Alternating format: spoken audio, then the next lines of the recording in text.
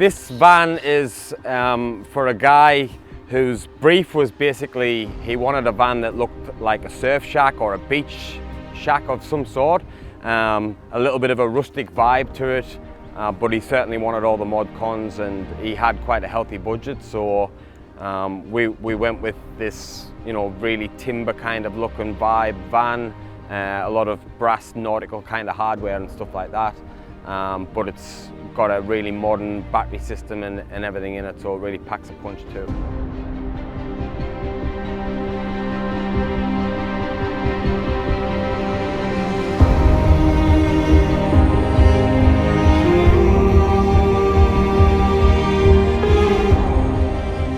So the van itself is a Mercedes Sprinter 414 CDI.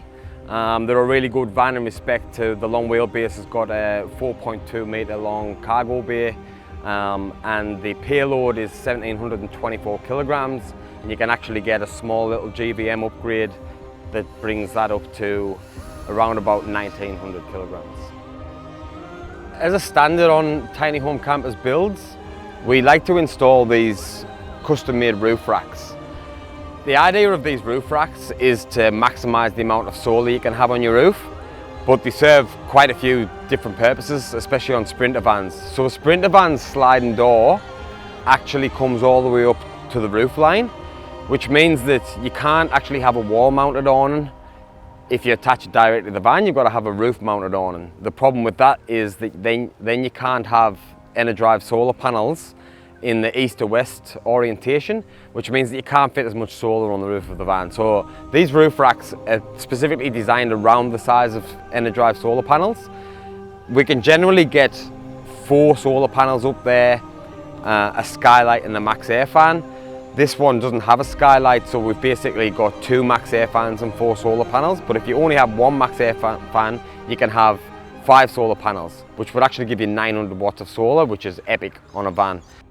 The racks themselves are made by a local businessman called Matt Swan, Swanny's Fabrication, which is what the SF logo is on there. He basically does a lot of aluminium canopies and draw sides and stuff like that, but we've worked together to design these roof racks for these builds. The first thing you'll see is this beautiful mango wood slab countertop. We found this from a local supplier, Tradeware Supplies in Capalaba. These guys have some really beautiful timber slabs down there, but mango wood is probably one of my favourite timbers. We found this, and then we found a smaller piece that we had to mill down that made the flip up table. We tried to maintain the live edges as much as we could, and where I couldn't, I recreated the live edge just to give it that little bit of a softer feel and more natural look. The gas cooktop is stainless steel. We normally install a Thetford top-line glass 2-burner stove. The problem with that in this build was it was a little bit too contemporary, so we decided to go with Gasland Chef stainless steel with this that cast iron trivets. It just fit in with the vibe a lot more. All the draw fronts and everything in this van, they're all also made out of the crow's ash that all this trim's made out of. The center panel is marine ply that's been painted with copper, and it's got a solution on it that makes the copper patina and gives it that really authentic old vibe. And then we've basically got some stencils, and we've stenciled on some chalk paint for these patterns. So the fact that this van's got no windows, skylight and stuff like that, on an evening if he's got the doors and everything closed, ventilation was quite important. So we've actually gone with 2 max air fans, the Max Fan Deluxe. These basically, you can have them on air in or air out, and there's a theory that if you have the rear one on air in and the front one on air out, then you're obviously going to create some sort of an airflow coming through the van. These are also complemented with the Sirocco 2 360-degree fans.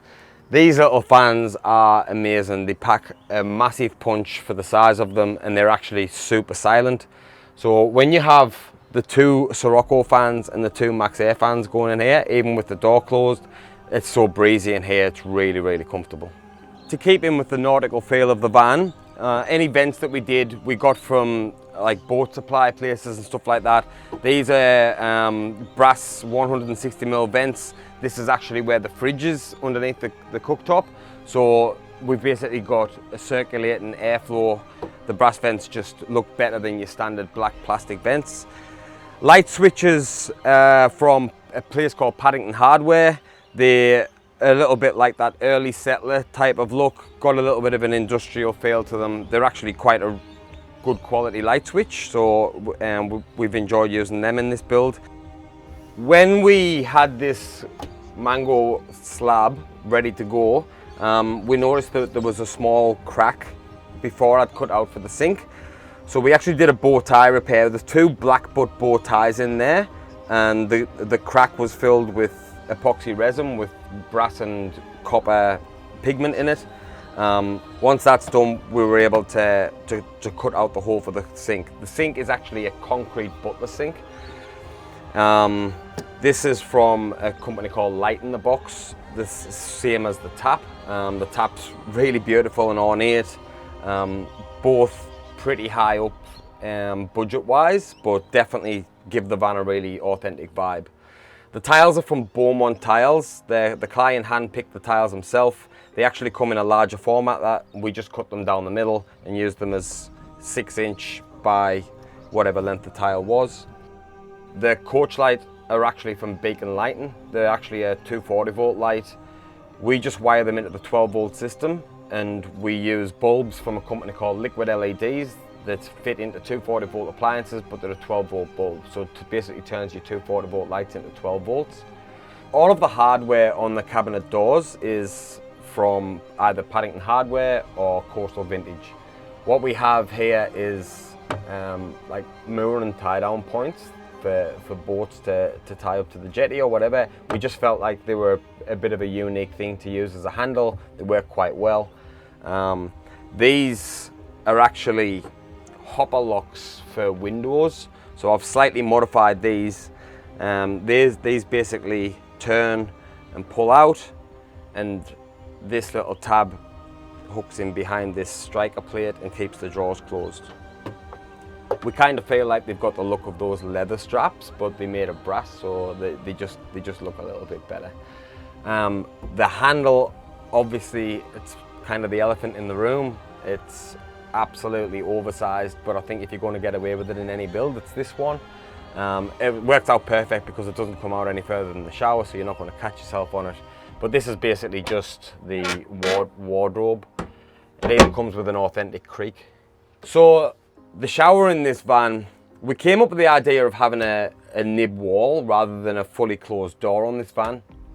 It basically allowed us to keep the shower footprint a lot smaller, to give us a little bit more of a walkway in between, access onto the bed and room in the kitchen when you're standing at the countertop.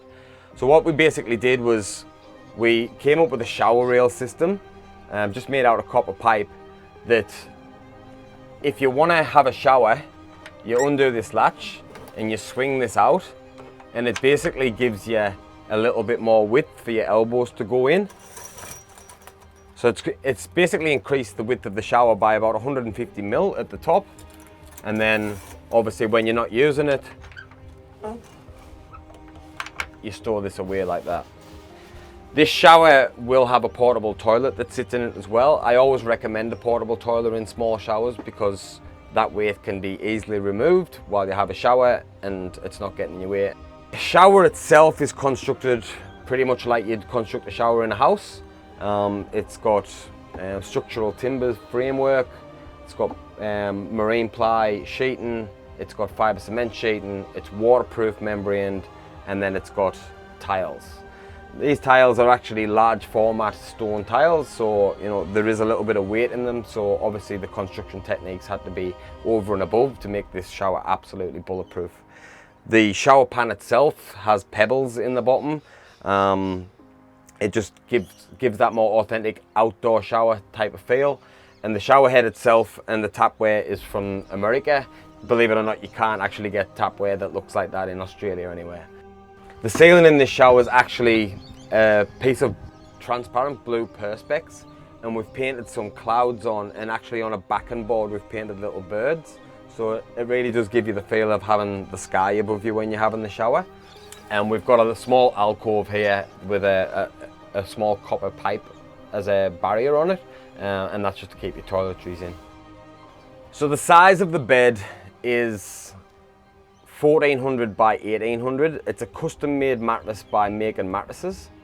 What we do is we make a shelf at the back of the van that you'll see. It's a small storage area for charging your phones. It's got USB either side. The lid of that is exactly the same height as the mattress. So when the bed's made up, the pillows can actually sit on that lid, and it actually gives you a 2 meter long bed. So you don't actually need your mattress to be the size of your mattress in the house. You just need the area your body can lie to be that size. And as long as most of your body's lying on the mattress, it gives the effect of having a bigger bed without using up too much space. So one of my favorite parts of this build is definitely the starlight ceiling in the bedroom. So basically we've got twinkle effect LEDs. There's 200 of them. And they're basically just fed through small holes with black marine carpet as the ceiling. So it gives the client the effect that this area here is the inside of the beach hut, and when he's lying in bed, he's lying underneath the stars. These doors themselves, these little French bifold doors, are the doors to the TV. So there's a 32-inch TV mounted on the wall inside there. These actually bifold open. Okay, so the garage area of this van, we've tried to get it a little bit more modern looking, just due to all the modern technology that we've got as the battery system. Just kind of felt like the rustic vibe didn't really go with the equipment. So we've used a lot of powder coated aluminium in the back here, and some plywood called Hexagrip. It's got a veneer on it that's got hexagon pattern on it, and it just feels a little bit more in keeping with how the garage operates. So what we have is, we have a 400 amp hour lithium battery system by Enerdrive. We basically have two BTEC lithium batteries, 200 amp hours in parallel. The inverter is a 2600 watt inverter with a transfer switch. And as I said before, you can either be on the inverter from the batteries, or you can be plugged into mains, but with the inverter on, it uses the transfer switch to distribute that 240 volt to the outlets. So we have a 40 amp DC to DC charger, but we set this to 50 amp. It's recommended by Enerdrive that you set it to 50 amp if you've got this size capacity battery bank. We actually have a separate solar controller as well. We have a 60 amp Morningstar TriStar solar controller. We suggest having this set up because the DC to DC is a solar controller as well, but it can only either do one or the other. So when you're driving, it seems a waste that you've got all this solar on the roof and it's not actually being used. So this setup here allows us to utilize the 720 watts of solar on the roof, as well as the 50 amp charging capacity. So in peak sun, when you're driving, this van can charge at about 86 amps. We also have a e-power charger, 60 amp mains charger. So when you're plugged into the mains, it effectively charges your batteries from the 240 volt.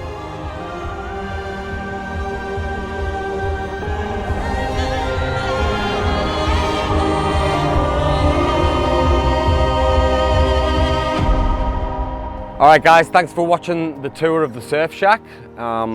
We really have enjoyed building this van. The labour hours in this van's been pretty epic. It was actually 621 hours to do this build. The standard build is probably around about 450 to 500 hours. So there's definitely a lot of man hours gone into all the custom cabinetry, all the bespoke aluminium work, and certainly dressing the van up to look as authentic as what it is. The client's been really great. Big thanks to Ty Duncan. And yeah, we've got this getting engineered on Monday. It's going to be leaving the workshop. We've got another van coming in the following Monday. We're really excited to show you that one, so stay tuned for another van tour video.